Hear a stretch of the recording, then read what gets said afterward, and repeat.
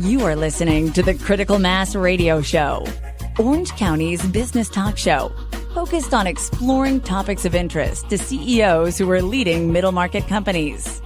With your host, Richard Franzi. Hello and welcome to Orange County's longest running business talk show. And yes, I am your host, Rick Franzi.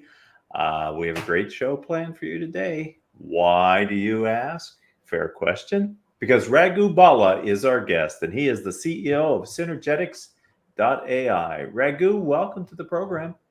Thanks for having me. I'm excited to talk with you. Let's start with your origin story as an entrepreneur for this business. What was the motivation or inspiration you had to start the firm? So I'm a serial entrepreneur. I've had multiple startups, and my last exit was in 2022.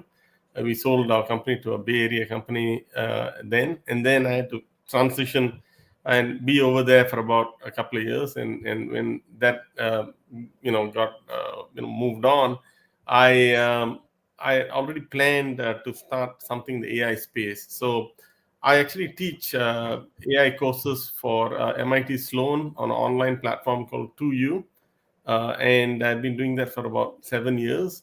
And so I've always had an interest in AI, and I see a lot of potential for it. So since I, sort of a cross-pollination of my teaching sort of career, along with my interest as a startup entrepreneur, brought about Synergetics. So 7 years teaching AI, that's impressive. Many people probably think AI just started a year and a half ago with ChatGPT or something, but that's certainly not the case. Since you've launched this newest venture, have you had any pivots to the business model? Yeah, actually, when we first started, we actually started off as a metaverse company, and I actually attended a accelerator in the Bay Area, and one of the advisors over there said, given my background and where the industry is heading, and what we were actually building was kind of related to AI in some ways and shaped and formed. But then we said, okay, let's just pivot slightly, not get too deep into the metaverse side of things, and utilize about 60% of the code base we had written and moved into an area that we think adds a lot of value to enterprises in the AI space. So that happened around about a year ago. So that's a pretty significant pivot in the business, Yeah. isn't it? Yeah. But that was early days. We're just still in the garage sort of thing, and then more officially this year is when we are sort of like really launched. So okay, so tell us more about Synergetics.ai. What problems are you solving? Who are you helping? Sure. What's your niche? So AI is a very broad space. So Yes. So some of the areas that we focus on are in sales and customer service and back office operations. And what we do is, if you look at the future of work, it's going to be a combination of humans and what we call digital humans. So these digital humans can take different forms, and one form is an avatar, which looks like you and me. There'll be a digital version of Rick Franzi out there, and Raghu Bala as well. So that is a humanoid form. Another form might be a chat form, where it's just someone chatting, but you can't really see a face or head or whatnot.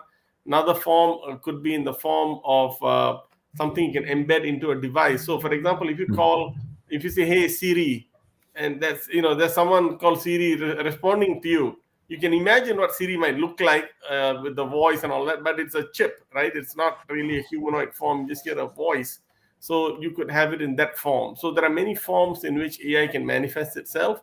And so we took all of these forms and then have a common brain, and we train that brain for different industries, whether it be banking, insurance, healthcare, so on and so forth. So we have a coterie of customers who are using it in these different use cases to help solve real world problems. So I'll just mention one briefly. Yes, please do. There's a company out in Miami called My Support. And what they do is they provide addiction counseling for drug, alcohol, and gambling addiction. And what they do is they have these bots provide support 24/7, 365, and these are sold to potential customers such as casinos or halfway houses for mental health or whatnot, and so treatment clinics and so on. So what happens is these people who need help are you don't know when they'll have an episode, when they'll need help. It could be 3 a.m. in the morning on a Friday. So you cannot come and tell them, hey, you know what, I'll get you a counselor on Monday morning at 10 a.m. Might be too late. The person might do something untoward. So what you need is support right away, and that can be provided by an AI assisted system that can provide very useful, timely help, which can, at least at the worst case, it can hold the fort down until the human arrives, or in the best case, it can actually dispense very, very good advice, and you actually have your problem solved. So those are some choices you have. So help me to understand, Raghu, if someone is not using your firm and they have these various versions, how are they currently doing it if they're not doing it in a unified brain the way that you've come up with Synergetics? Yeah, so there are old-fashioned, what we call chatbots and so on, and those are very rote-learned systems which go through a particular flow. So, for example, when you call your bank and you go through a mobile banking, phone banking, and say press 1 for this, 2 for that, and most likely, and I'm going to say an experience that almost everyone will recognize, you're basically shouting over the bot's voice. The bot is not listening at all. It doesn't listen. And you're saying, you're pressing 9 feverishly, or you're saying customer support, Right. and just get me out of this loop. But that's because the bot is not trained to think. It's not listening. It's not thinking. It's got a very rote learned flow. Do 1, do 2, do 3, in a particular flow, and it's not got any ability to change course. Now with AI, it becomes a lot better, where we have something called agentic workflows. That means given a problem, the system is able to think and to say, okay, now let me figure out how to solve this problem. It's going to be, I'm going to take these various pathways to try to get the best answer to the caller or customer on the other side. Even with humans right now, I'll tell you, forget about bots. Even with humans, sometimes you get forwarded 2 or 3 times because every human in the chain does not have the full information.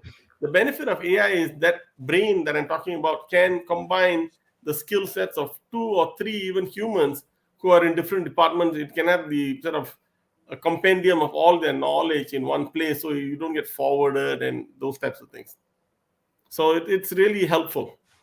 So tell me, Raghu, if what I'm about to say is correct, then each solution that you develop is really customized for the needs of the client that's hired you. So what happens is we have a platform. So the platform is a suite of tools, and the customer is given the suite of tools to kind of organize their own workflow. You just drag and drop your workflow, and you can set it up whatever way you want. So we tend to not be in the consulting business, but more in the platform business. Okay. But we'll do some hand holding to help the customer through the process and train them and so on. And does the system, once installed and deployed, is it also learning from its own experience? Yes. Excellent question. Actually, there are 2 types of learning going on. One is the system sort of learns on its own, but it also learns on what we call reinforcement learning, human feedback. So the human can say, hey, you know what, the answer you gave me, not that great, and even if you go to ChatGPT, you can see this. You can have a thumbs down picture over there, and basically it just indicates to the team at OpenAI or someone like that to say, hey, you know what, this answer was not that good. Maybe our brain needs to be retrained or tuned for this particular type of question because the answers are not crisp. And so we do the same thing. There's learning that goes on automatically by the system itself, and then the human feedback can be given to it to kind of tune it again as well. So early response, early findings from your client base that are beginning to deploy, what's been their reaction to the systems that you're helping them to put together? I think the feedback is very good. Overall, people love the system. But also, I'll provide some general comments on this particular area because it's new. So if you look at even like, ChatGPT and those types of things, ChatGPT is an application on top of what we call a large language model.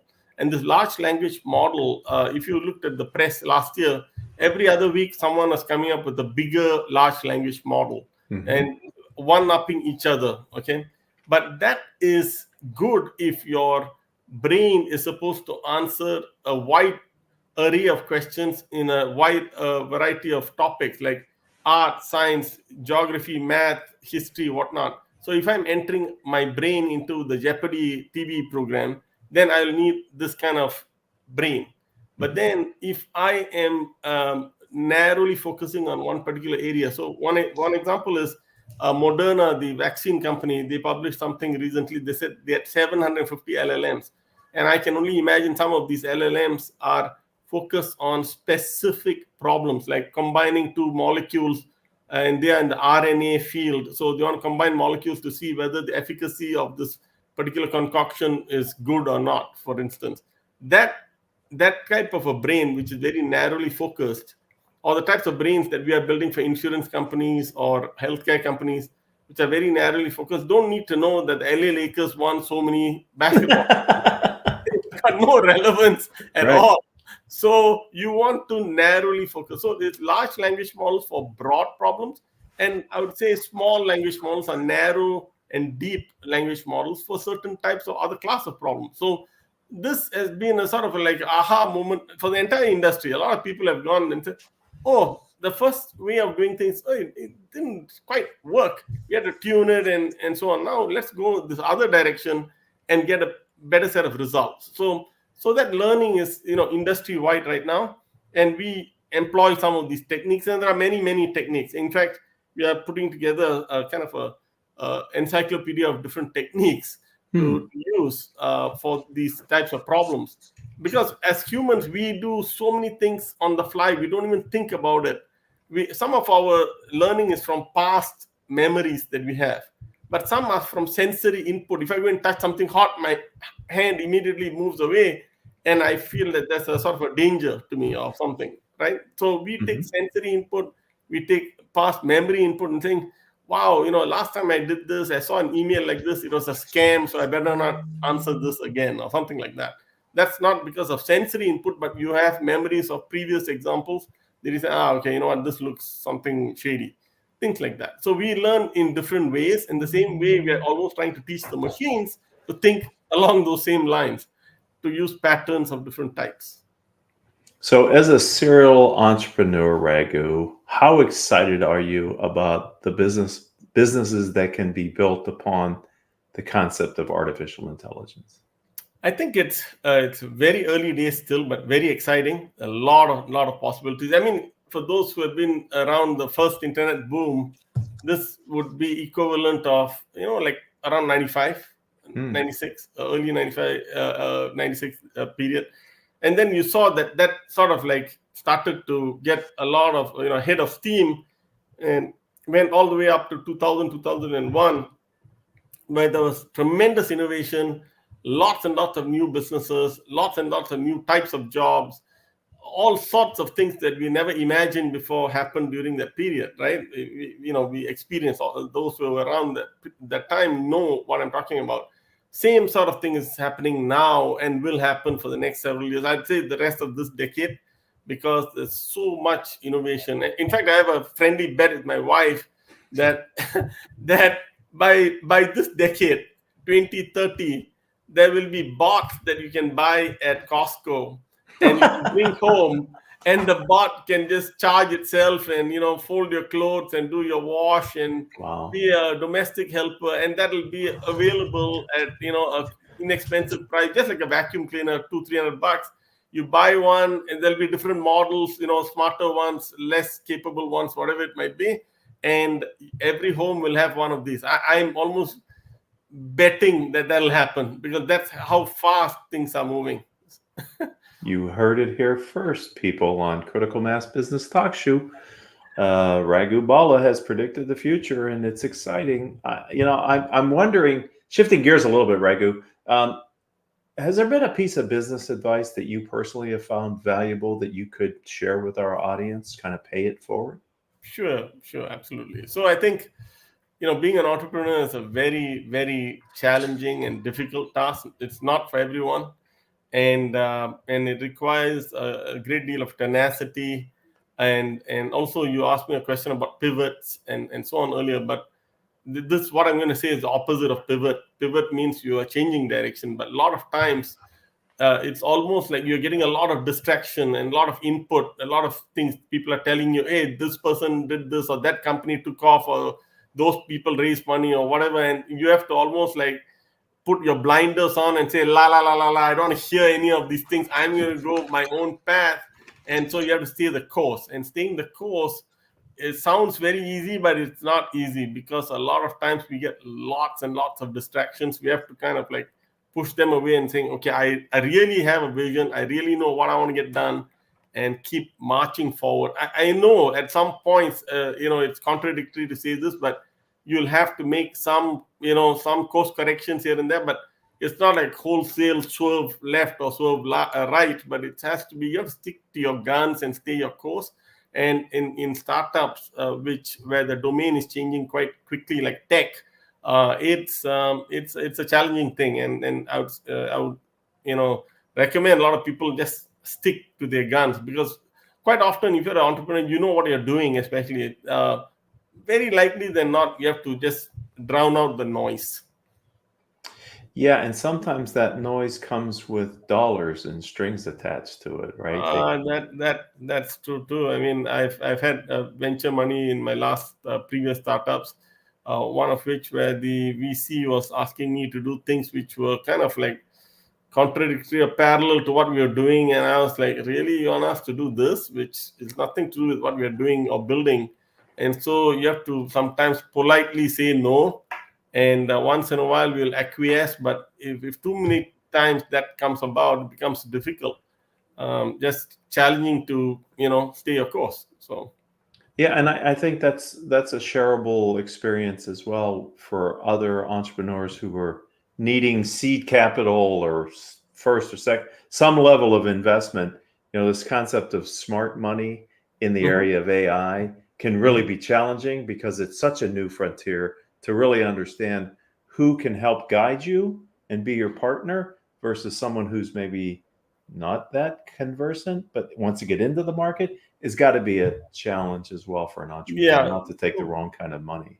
Yeah, I mean, it's part of it is, I think, in an entrepreneur's shoe, part of your role is educating customers, educating investors, and making sure that everyone is aligned. And it's challenging, because I don't think it's investors, they're also learning. Everyone is learning, and at a different pace, and so on. So I try to give updates to my investors quite often, so that they know what we are doing, and they understand, okay, I understand why you're doing such and such, because of either market factors or competitive threats or whatever that might be, or new technology is coming to a market that we have to inculcate into our product line or whatnot.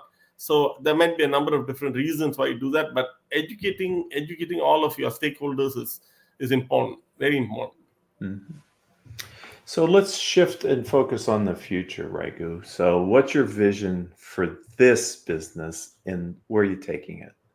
So right now, what we are doing is in the area of AI agents or bots. There are two types. One is an agent, like for example, I see your picture in Zoom here, and let's imagine for a second you're a bot. I'm talking to you, and you are representing a bank or an insurance company or something. So let's imagine, and you are within the confines of your network. So you're just talking to me, I'm talking to you.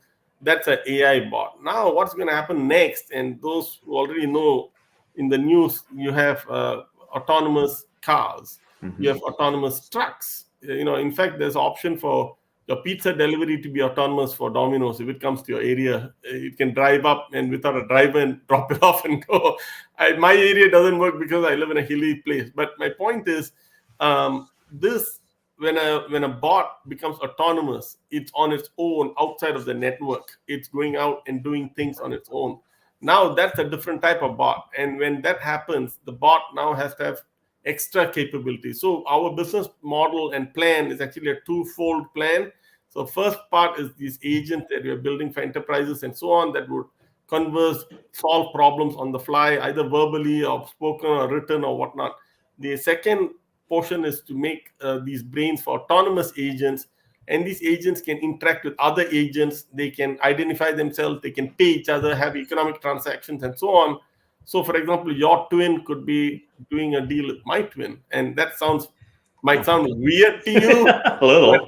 Trust me, in 5 years may not be so weird, and so that requires slightly different pieces of technology that we are building, and so we see that you'll have both AI agents or bots and autonomous agents where they are out on their own doing things on your behalf, and you as the human commandeer your twin, for example, and to give it a set of instructions for it to go and do things.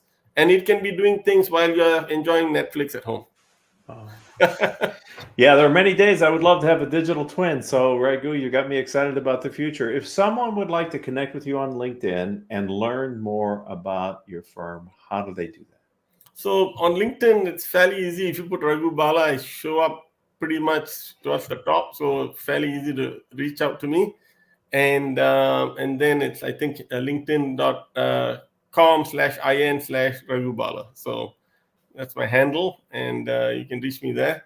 Or it's Raghu@synergetics.ai, my email address. Well, I told you people at the top of the show, we were going to have a good show, and Raghu, you delivered, and I really appreciate your time today. Thank you for being a great guest. Thank you, Rick. Thank you for having me. And I'd like to thank the audience. You're a part of Orange County's longest running business talk show. Raghu's appearance will now become part of our catalog of over 1,500 episodes. If you happen to be an Orange County entrepreneur or nonprofit leader, and you'd like to share your story with our audience, it's simple. Reach out to me on LinkedIn. I'm Rick, R-I-C, Franzi, F-R-A-N-Z-I. Or go to our website, rickfranzi.com, which is our company site, and let us know through the comments section. Haley and I, our producer, will be happy to reach out to you and work with you to get you scheduled to be on a future episode of our business talk show.